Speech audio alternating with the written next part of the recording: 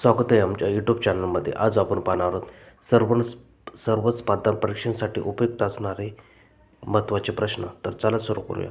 प्रश्न पहिला, बुलढाणा या जिल्ह्यामध्ये कोणते सरोवर स्थित आहे? ऑप्शन क्रमांक 1 लोणार सरोवर, 2 चिल्का सरोवर, 3 उल्हार सरोवर, 4 यापैकी नाही. या प्रश्नाचे योग्य उत्तर आहे ऑप्शन क्रमांक 1 लोणार सरोवर. बुलढाणा या जिल्ह्यामध्ये लोणार सरोवर स्थित आहे. प्रश्न क्रमांक 2, सायलेंट व्हॅली राष्ट्रीय उद्यान हे खालीलपैकी कोणत्या राज्यामध्ये आहे? ऑप्शन क्रमांक 1 कर्नाटक, 2 तामिळनाडू, 3 आंध्र प्रदेश, 4 केरळ. या प्रश्नाचे योग्य उत्तर आहे ऑप्शन क्रमांक 4 केरळ. सायलेंट व्हॅली राष्ट्रीय उद्यान हे केरळ या राज्यामध्ये स्थित आहे. प्रश्न क्रमांक 3, वाराणसी हे शहर कोणत्या नदीकाठी वसलेले आहे? ऑप्शन क्रमांक 1 गोदावरी नदी, 2 गंगा नदी, 3 गोमती नदी, 4 शरावती नदी. या प्रश्नाचे योग्य उत्तर आहे ऑप्शन क्रमांक 2 गंगा नदी. वाराणसी हे शहर गंगा या नदीकाठी वसलेले आहे.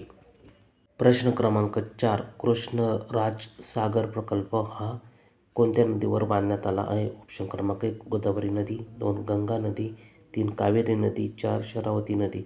या प्रश्नाचे योग्य उत्तर आहे ऑप्शन क्रमांक 3 कावेरी नदी. कृष्णराज सागर प्रकल्प हा कावेरी या नदीवर बांधण्यात आला आहे.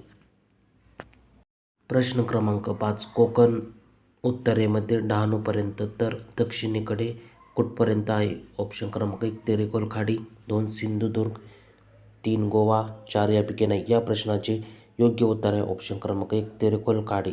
कोकण उत्तरेमध्ये डहाणूपर्यंत तर दक्षिणेकडे तेरेखोल खाडीपर्यंत पसरलेला आहे. प्रश्न क्रमांक 6, नाशिक जिल्ह्यात कोणत्या ठिकाणी कांदा संशोधन केंद्र आहे? ऑप्शन क्रमांक 1 गंगापूर, 2 नांदगाव, 3 लासलगाव, 4 निफाड. या प्रश्नाचे योग्य उत्तर आहे ऑप्शन क्रमांक 4 निफाड. निफाड या ठिकाणी नाशिक जिल्ह्यात कांदा संशोधन केंद्र आहे. प्रश्न क्रमांक 7, कृष्णा वारणा या नदीचे संगमस्थान कोणते आहे? ऑप्शन क्रमांक 1 कराड, 2 हरिपूर, 3 माहुली, 4 पैठण. या प्रश्नाचे योग्य उत्तर आहे ऑप्शन क्रमांक 2 हरिपूर. कृष्णा वारणा या नदीच्या संगमस्थान हे हरिपूर आहे. प्रश्न क्रमांक 8, ऊसतोड कामगारांचा जिल्हा म्हणून कोणत्या जिल्ह्याची ओळख आहे? ऑप्शन क्रमांक 1 सोलापूर, 2 अमरावती, 3 बीड, 4 जालना. या प्रश्नाचे योग्य उत्तर आहे ऑप्शन क्रमांक 3 बीड. ऊसतोड कामगारांचा जिल्हा म्हणून बीड या जिल्ह्याची ओळख आहे. प्रश्न क्रमांक 9, नवेगाव राष्ट्रीय उद्यान हे कोणत्या ठिकाणी स्थित आहे? ऑप्शन क्रमांक 1 गोंदिया, 2 ठाणे, 3 बोरिवली, 4 चंद्रपूर. या प्रश्नाचे योग्य उत्तर आहे ऑप्शन क्रमांक 1 गोंदिया. नवेगाव राष्ट्रीय उद्यान हे गोंदिया या ठिकाणी स्थित आहे. प्रश्न क्रमांक 10, खालीलपैकी कोणते शहर हे गोदावरी या नदीकाठी वसलेले नाही?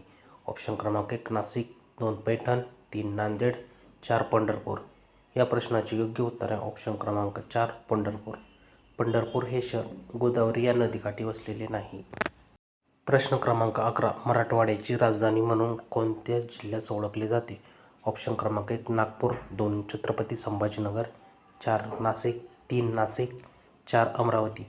या प्रश्नाचे योग्य उत्तर आहे ऑप्शन क्रमांक 2 छत्रपती संभाजीनगर. मराठवाड्याची राजधानी म्हणून छत्रपती संभाजीनगर या जिल्ह्यास ओळखले जाते. प्रश्न क्रमांक 12, मराठवाड्यात एकूण किती जिल्हे आहेत? ऑप्शन क्रमांक 1 5, 2 6, 3 7, 4 8. या प्रश्नाचे योग्य उत्तर आहे ऑप्शन क्रमांक 4 8. मराठवाड्यात एकूण 8 जिल्हे आहेत.